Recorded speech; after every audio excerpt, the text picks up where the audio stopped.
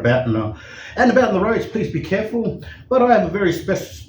It would help if I turned the microphone on, wouldn't it? Yeah. Spent the last 10 seconds talking to myself. I was saying that it is school holidays and be careful out in the roads out there because the kids will be having a bit of fun.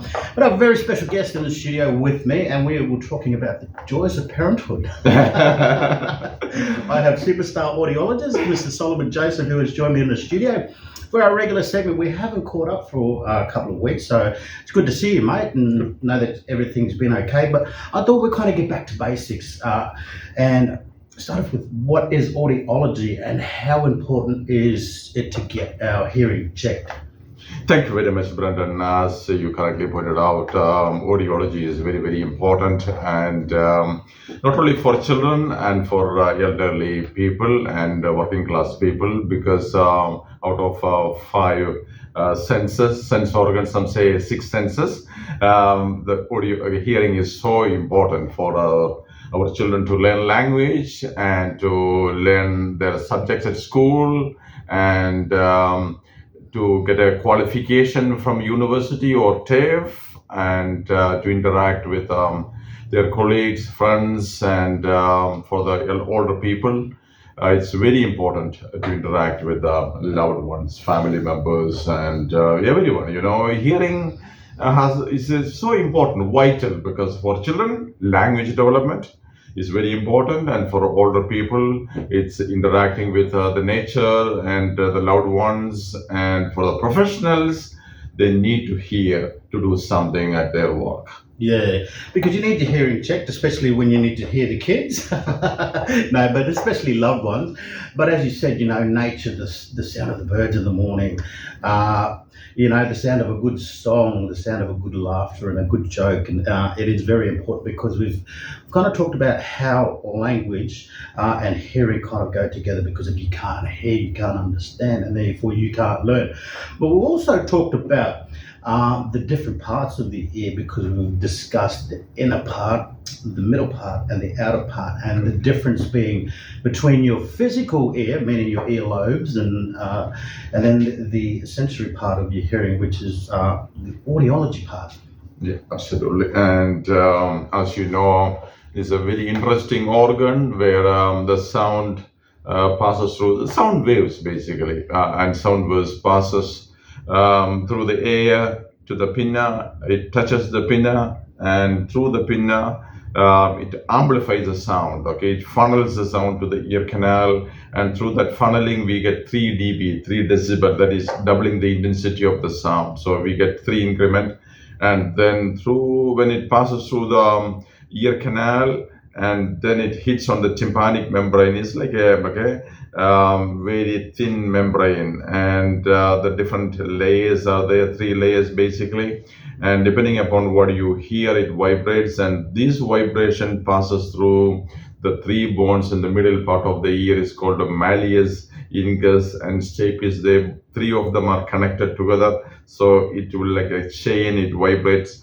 according to what you hear, and this vibration is a mechanical vibration. It goes to the cochlea, that is the hearing organ, and this mechanical vibration become electrical when it gets into the cochlea, and the size of the cochlea is a grain size. In that cochlea there are 20,000 hair cells when we born. Wow. And all these hair cells electrically charged depending upon what you hear, and it's a tonotopically organized hair cells. You can hear from 20 hertz to 20,000 hertz, and depending upon what you hear, those hair cells will be charged, and this electrical signals will be going through the auditory nerve to the auditory cortex, and at that time we get the sensation of hearing. Now, I have been saying this for a few seconds, and all this process is happening in the ear.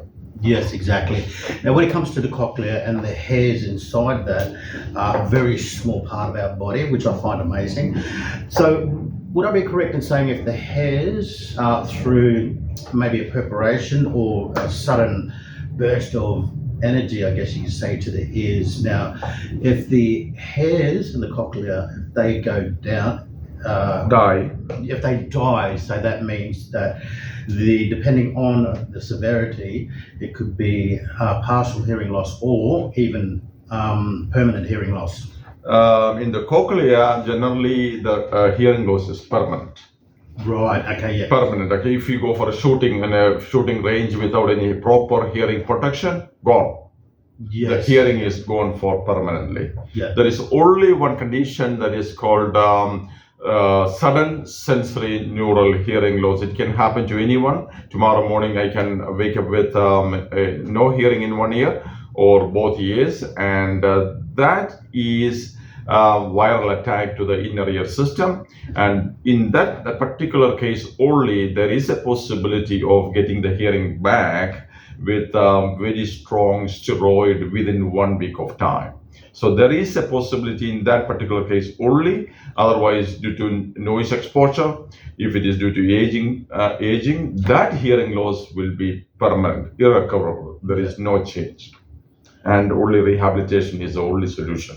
Yeah. So from our early age, basically, the message is we need to maintain our ear health. Absolutely. The new generation, unfortunately, they only think about today. They are bombarding their ears with very loud music through AirPods. Nowadays, everyone is putting the AirPods in the ear, and they are blasting the sound. According to National Acoustic Laboratories, the fully funded research organization in Australia, according to their study, any sound above 85 decibel is dangerous to our human hearing. So when we had the pitch black, the ABC Darwin, Australian Broadcasting Corporation, we had this discussion here, and ABC called me for a breakfast studio talk. And I said that the research says that 140 decibel, just one shot of sound, can instantly create hearing loss in our ear.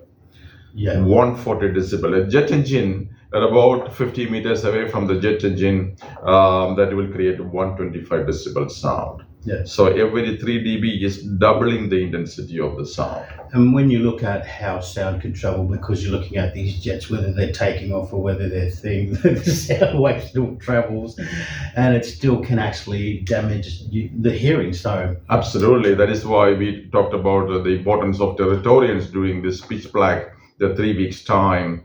We all need to be aware, and especially when the plane is, when we have the flyovers and at Mintil, we have to be very carefully, especially small children. They need to, better not to go there.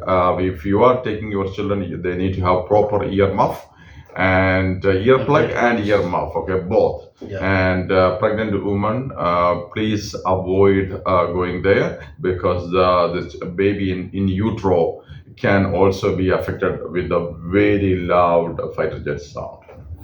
So, thank you for taking the time to talk to us. It's always a very interesting conversations, and it's always great to see you. Always great to have a laugh too. So I want to thank you for taking the time to talk to us here at Teabba Radio about a very important issue. And of course, that is your hearing out there, to make sure that you take care of it. Hey. Absolutely. It is health. We all need to remember that the government will not look after us. We need to look after our hearing, our health. And the government and the support system, the health clinics, they can only facilitate, something when it is very severe. But we have to be proactive.